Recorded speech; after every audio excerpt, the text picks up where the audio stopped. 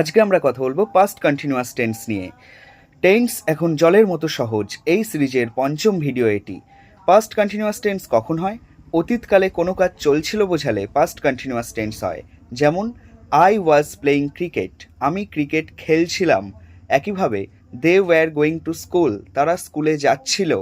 হ্যাঁ, খুব ভালো করে মাথায় রাখবে, এখানে কিন্তু সাবজেক্টের পর ওয়াজ অথবা ওয়্যার বসে, আয়ের পরে ওয়াজ বসে, ইউ এর পরে ওয়্যার বসে, এবং বাকি সব ক্ষেত্রে সাবজেক্ট যদি সিঙ্গুলার অর্থাৎ একটি কিছুকে বোঝায় তাহলে ওয়াজ হয়, আর একের বেশি বোঝালে ওয়্যার হয়।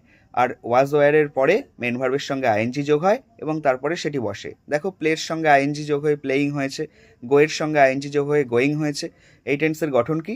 Subject plus was were plus main ভার্বের সঙ্গে আইএনজি প্লাস অবজেক্ট। আশা করি তোমরা বুঝতে পেরেছো। এই গঠন দিয়ে একটি বাক্য তৈরি করে আমাকে কমেন্ট করে জানাও। ভিডিও ভালো লাগলে লাইক, কমেন্ট, শেয়ার করে দিও। Thank you.